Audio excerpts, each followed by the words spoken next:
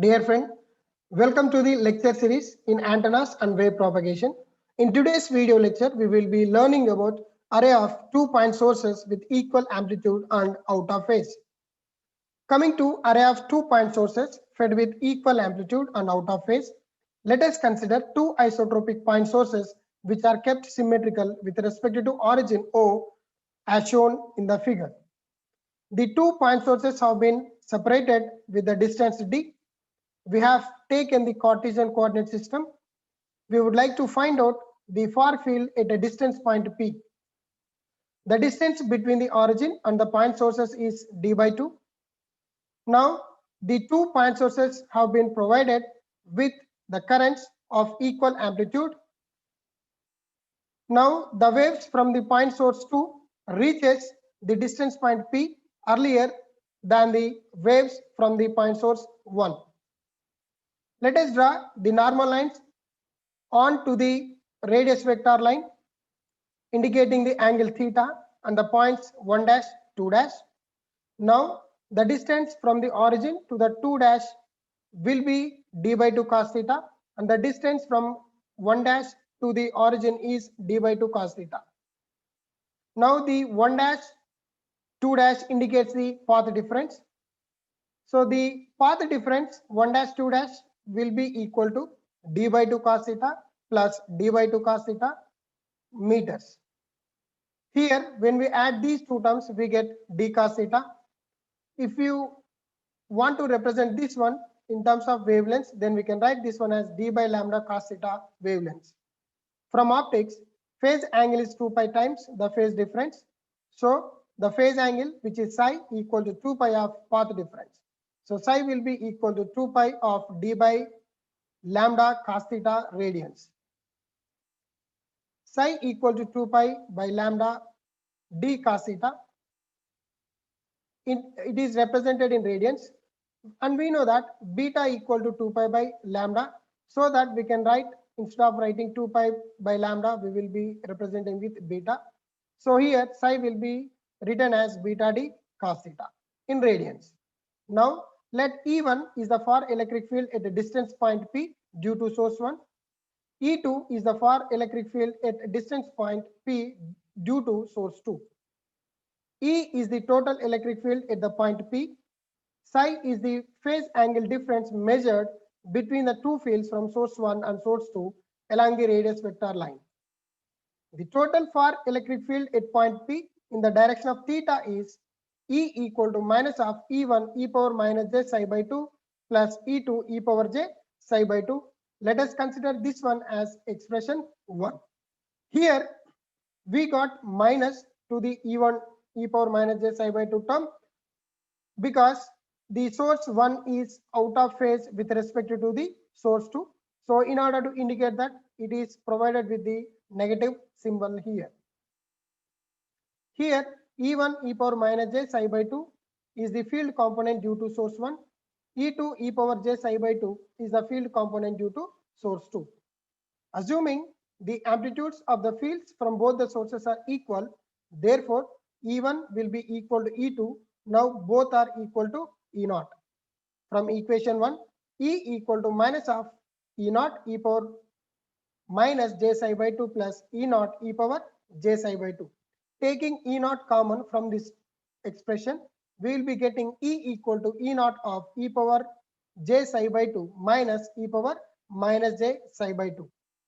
Multiplying and dividing with 2j to the above expression, we get E equal to 2j E0 of e power j psi by 2 minus e power minus j psi by 2 by 2j. Since e power j psi by 2 minus e power minus j psi by 2 by 2j is equal to sin psi by 2, so E equal to 2j E0 sin psi by 2.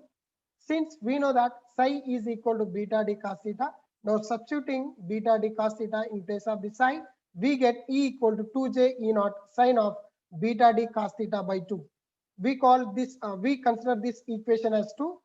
Now here the E is the total far electric field due to 2-point sources with equal amplitude and out of phase. And this term indicates the amplitude and this indicates the phase.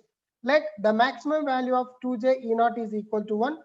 Therefore, 2j E naught equal to 1, E naught will be equal to 1 by 2j. If beta equal to 2 pi by lambda and the distance between the point sources, that is d, which is lambda by 2, therefore equation 2 becomes E equal to 2j of 1 by 2j sine of 2 pi by lambda multiplied by lambda by 2 and multiplied by cos theta divided by 2. So when we simplify this, we get E equal to sine of pi by 2 cos theta, and we consider this one as equation 3, and it represents the far electric field pattern. Now finding the maximum direction of the radiation. From equation 3, E is maximum when sine pi by 2 cos theta is maximum. So its maximum values will be plus or minus 1. So writing sine of pi by 2 cos theta, which is equal to plus or minus 1. Then pi by 2 cos theta, now theta changes to theta max, which is equal to sine inverse of plus or minus 1. And it can be written as pi by 2 cos theta max will be equal to plus or minus 2n plus 1 multiplied with pi by 2, where n is 0, 1, 2, 3, and so on. For n equal to 0, pi by 2 cos theta max will be equal to plus or minus pi by 2. So that cos theta max will be equal to plus or minus 1. Then theta max will be equal to cos inverse of plus or minus 1. So that the values that we can obtain in terms of degrees as 0 degree and 180 degree. So this indicates that the maximum radiation occurs in the direction of 0 and 180 degrees. Finding the minimum radiation directions. From equation 3, E is minimum when sine of pi by 2 cos theta is minimum. So its minimum values will be 0. Therefore, E is minimum when sine of pi by 2 cos theta equal to 0.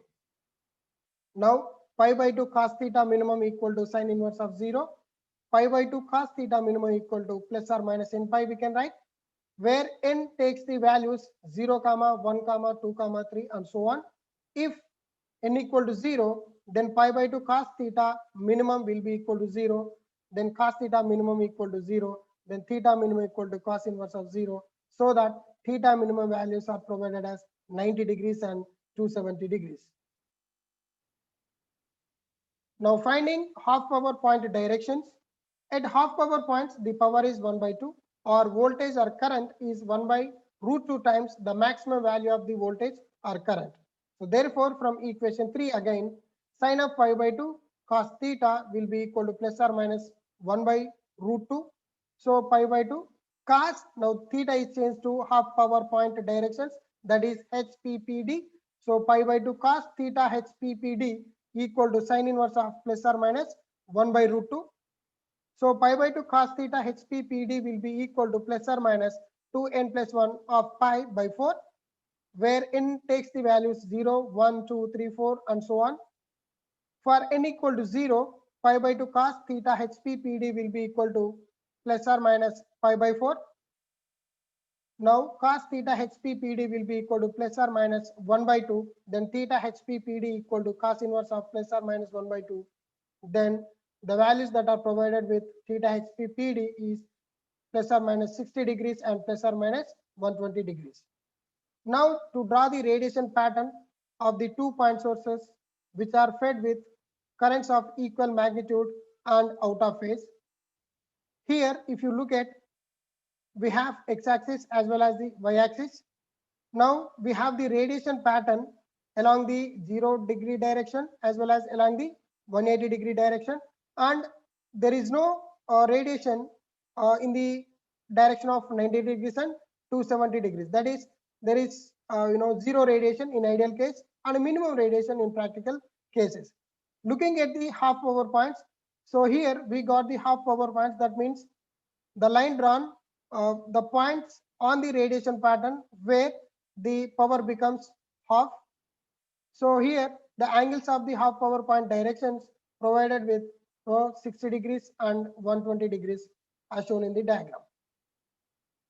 Coming to the conclusions, here we calculated psi equal to 2 pi by lambda d cos theta radians, and the electric field pattern which is equal to sine of pi by 2 cos theta, and the maximum radiation occurs in 0 and 180 degrees.